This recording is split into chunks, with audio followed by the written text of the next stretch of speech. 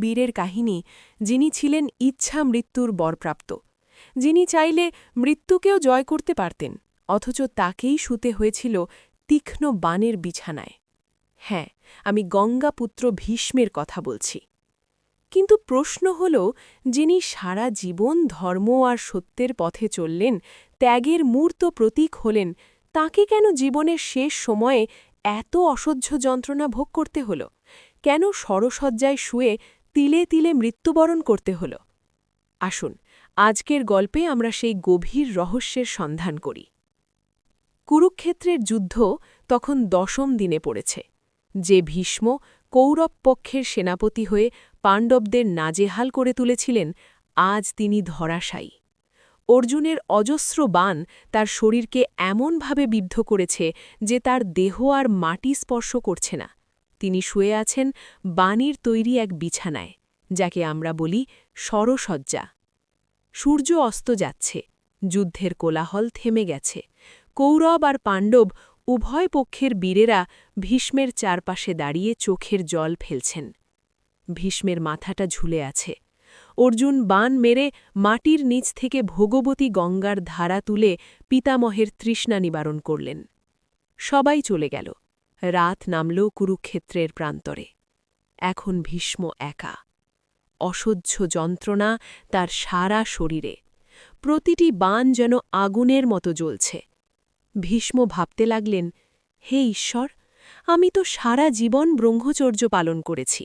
বাবার সুখের জন্য নিজের যৌবন, সিংহাসন সব ত্যাগ করেছি। কোনোদিন জেনে বুঝে অধর্ম করিনি। তবে কেন আমাকে এই অসহ্য যন্ত্রণা সইতে হচ্ছে? এই বাণের শয্যা কি আমারই কোনো পাপের ফল? ভীষ্ম হলেন বসু বা দেবতা। তার মতো জ্ঞানী ব্যক্তিও নিজের এই পরিণতির কারণ খুঁজে পাচ্ছিলেন না। তিনি তার দিব্য দৃষ্টি দিয়ে পেছনের জীবনের দিকে তাকালেন। 1 জন্ম, 2 জন্ম, 10 জন্ম, 50 জন্ম। না, কোথাও কোনো পাপ নেই। তিনি তো সর্বদা ধর্মের পথেই ছিলেন। তবে কেন এই শাস্তি? এমন সময় সেই নিঝুম অন্ধকারে এক মায়াবী আলোর আভা দেখা দিল। স্বয়ং শ্রীকৃষ্ণ এসে দাঁড়ালেন ভীষ্মের শিয়রে। মুখে সেই চিরচেনা ভুবন ভোলানো হাসি। ভীষ্ম যন্ত্রণা কাতর চোখে কৃষ্ণের দিকে তাকালেন। বললেন, হে বাসুদেব, তুমি তো অন্তর্যামী, তুমি সব জানো। আমি আমার গত 100 জন্ম দেখেছি, কিন্তু কোনো পাপ খুঁজে পাইনি। তবে কেন আমাকে এই শরশয্যার যন্ত্রণা ভোগ করতে হচ্ছে জনার্দন? শ্রীকৃষ্ণ মৃদু হাসলেন। ভীষ্মের হাতটি ধরে বললেন, পিতামহ, আপনি ঠিকই দেখেছেন। গত 100 জন্মে আপনি কোনো পাপ করেননি। আপনি পুণ্যবান। কিন্তু কর্মফল বড়ই সূক্ষ্ম, তা কাউকেই ছাড়ে না। আপনাকে ফিরে তাকাতে হবে আরও একটু পেছনে, আপনার 101 বা 101তম আগের জন্মের দিকে। ভীষ্ম অবাক হলেন। 101 জন্ম আগে? কৃষ্ণ বলতে শুরু করলেন সেই বিস্তৃত কাহিনী। পিতামহ, সেই জন্মে আপনি ছিলেন এক রাজকুমার। একদিন আপনি শিকারে গিয়েছিলেন, গভীর জঙ্গল। ঘোড়া ছুটিয়ে আপনি ফিরছিলেন। হঠাৎ আপনার চোখ পড়ল রাস্তার মাঝখানে। একটি বিষধর সাপ, মতান্তরে একটি কাঁকড়া বিছা বা গিরগিটি রাস্তা পার হচ্ছিল। আপনি তখন ঘোড়ার পিঠে। আপনার মনে হল, সাপটি যদি আপনার ঘোড়ার পায়ে কামড় দেয় বা অন্য কোনো পথচারীর ক্ষতি করে। এই ভেবে আপনি আপনার ধনুকের আগা দিয়ে সাপটিকে তুলে নিলেন, কিন্তু আপনি সেটিকে সাবধানে সরিয়ে দিলেন না। অবহেলা ভরে সেটিকে ছুঁড়ে ফেলে দিলেন রাস্তার পাশের এক কাটা ঝোপের ওপর। কৃষ্ণ বলে চললেন। সাপটি গিয়ে পড়ল বাবলা গাছের এক বিশাল কাঁটা ঝোপের ঠিক মাঝখানে। তীক্ষ্ণ কাঁটাগুলো সাপটির সারা শরীরে বিদ্ধ হল। সে নড়তে পারছিল না, বেরোতেও পারছিল না। সে যন্ত্রণায় ছটপট করতে লাগল। কিন্তু আপনি সেদিকে ফিরেও তাকালেন না। আপনি ঘোড়া ছুটিয়ে রাজপ্রাসাদে চলে এলেন।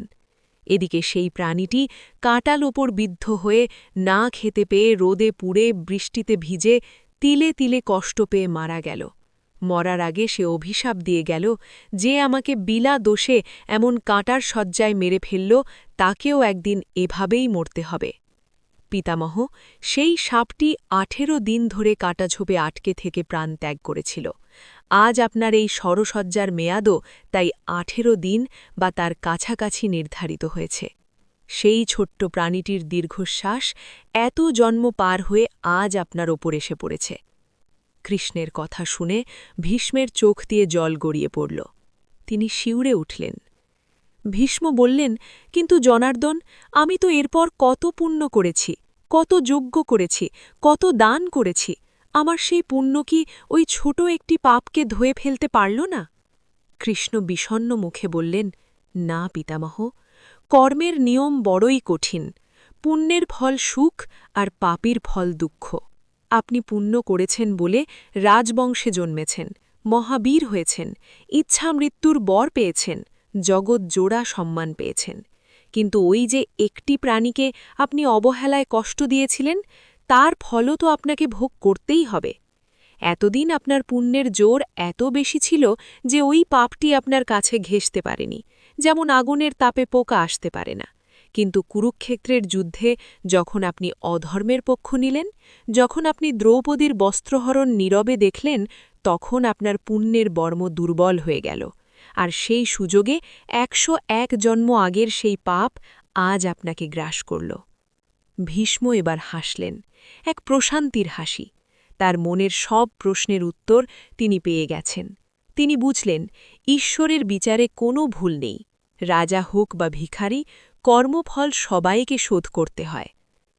ভীষ্ম তখন হাত জোর করে বললেন, হে কৃষ্ণ, আমি ধন্য, তুমি আমাকে আমার ভুল ধরিয়ে দিয়েছ। এই সরসজ্জা আমার শাস্তি নয়, এটি আমার প্রায়শ্চিত্ত।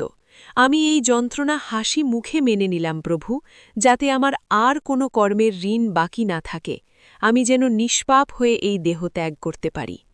এরপর ভীষ্ম উত্তরায়ণের অপেক্ষা করতে লাগলেন। সূর্যের গতি বদলালে তবেই তিনি দেহ রাখবেন। এই দীর্ঘ সময় ভীষ্ম সরসজ্জায় শুয়ে থেকেও পাণ্ডবদের এবং জগৎবাসীকে যে জ্ঞান দিয়ে গেছেন, তা আজও শান্তি পর্ব হয়ে আমাদের পথ দেখাচ্ছে। অবশেষে মাঘ মাসের শুক্লা অষ্টমী তিথিতে ভীষ্ম পিতামহ তার নশ্বর দেহ ত্যাগ করলেন। তার আত্মা লীন হয়ে গেল পরমেশ্বরে। বন্ধুরা, ভীষ্মের এই কাহিনী আমাদের কি শেখায়? শেখায় যে আমরা অজান্তে অনেক সময় ছোটখাটো ভুল করি, কাউকে কটু কথা বলি বা ছোট প্রাণীকে কষ্ট দিই। আমরা ভাবি, এতে আর কি হবে? কিন্তু মহাকালের খাতায় সব হিসেব লেখা থাকে। তাই আসুন আমরা সচেতন হই। শুধু বড় কাজ নয়, ছোট ছোট কাজের মাধ্যমেও যেন আমরা কারো কষ্টের কারণ না হই। আজকের গল্প এখানেই শেষ করছি। কেমন লাগলো এই কাহিনী কমেন্টে জানাতে ভুলবেন না। ভালো লাগলে লাইক ও শেয়ার করবেন। সবাই ভালো থাকবেন। হরে কৃষ্ণ।